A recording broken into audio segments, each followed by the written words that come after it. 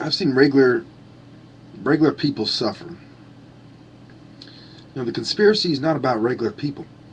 These people you see in this picture, those aren't my soldiers. Those are my people that died because they were starved to death. We had to pick up arms because they were starving us, and they were raping our women, and they were stealing our symbols.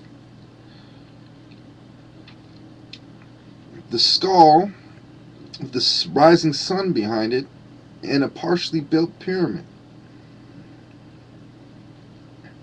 They were stealing our symbols, our women, our resources, and leaving our children to starve to death.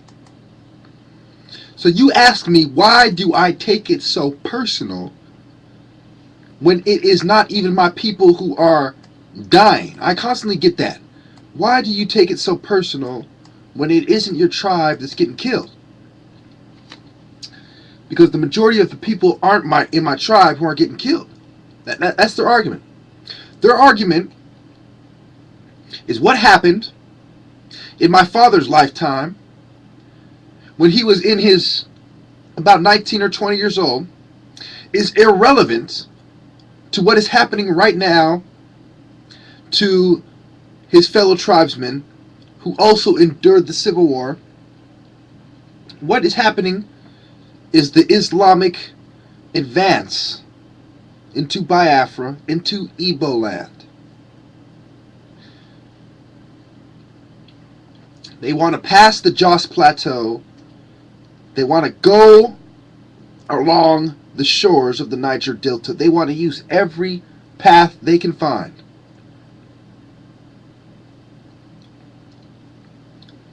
It starts with the north and the middle belt.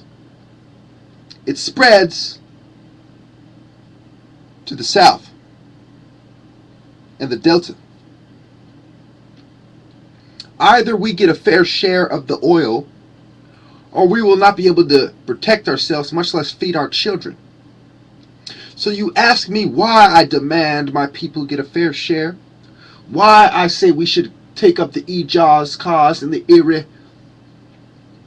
the Istikiri's cause. Why in places like Taraba State, in Borno State, and Maiduguri, as well as Kaduna, does Boko Haram target certain areas, including bridges? It's called strategic strikes. And I can see what they are plotting even now.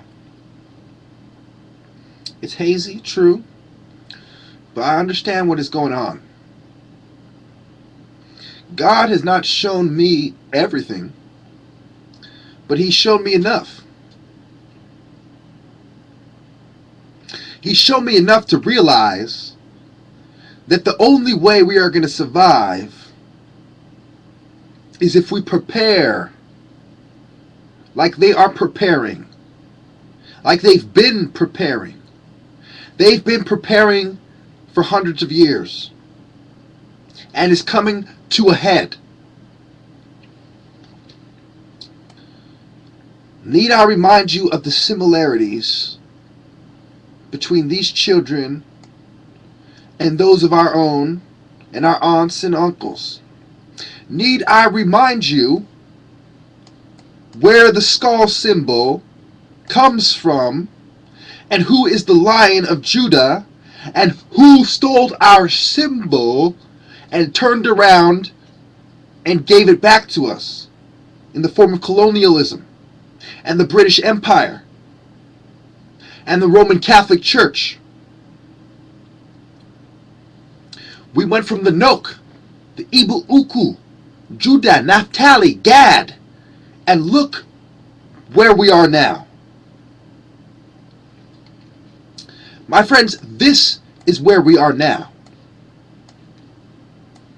The people of Africa are still having trouble putting a meal in their stomach when they live on the land with the most animals and resources and the most nutrient-rich lands in the entire globe. The Mediterranean, the deltas, the grasslands, the savannas, the jungles, the forests. Everything from little weeds to dense jungle.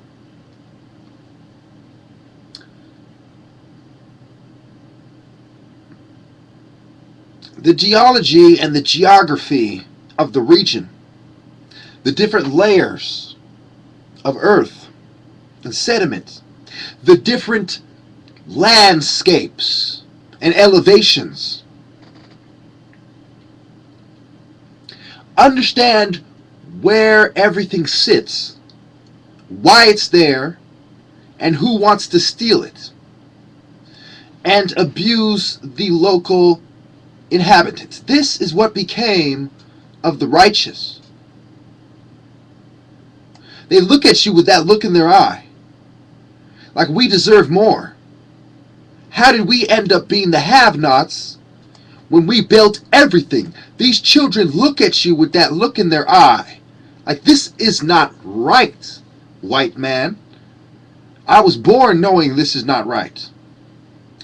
He was born knowing this is not right. He was born knowing. And when they grew up, the decision that was made was quite apparent, was quite clear. And the only thing that went wrong is we were betrayed by the Yorubas and lost the war.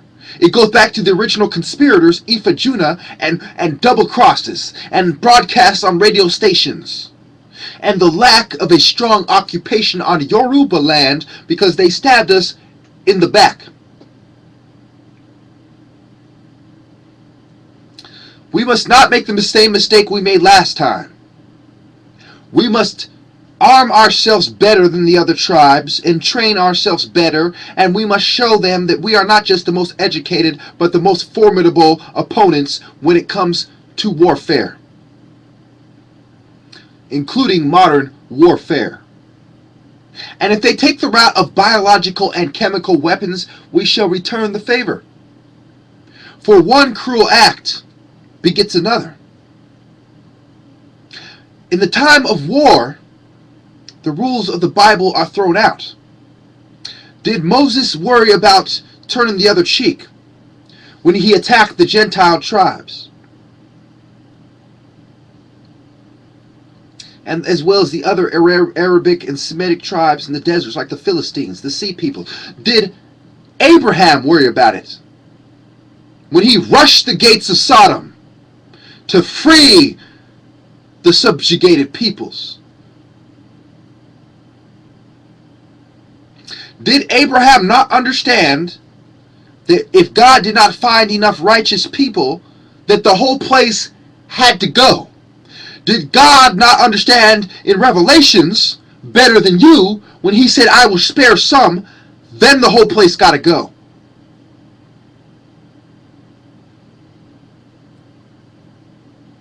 Did Samson not understand that he was surrounded by vipers and the temple had to go? Did Jesus not understand that the moneylenders had to go?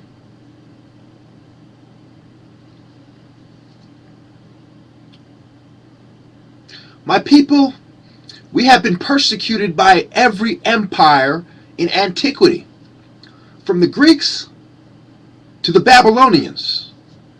Even the Phoenicians attempted to subjugate us and steal our knowledge. Our friends from Greece turned around and sided with the Europeans and continued the rape of Egypt. Our friends in Libya were a bunch of vipers who stabbed us in the back, who helped establish the Temple of Seti and bring in a new world order, as they did against Gaddafi. And it is not a coincidence that the weapons from Iraq are going to Syria, because CIA are recycling their terrorist weapons from one terrorist group to another, as to eliminate the paper trail and the weapons trail and take it away from the government and lead it to another group. Thank you.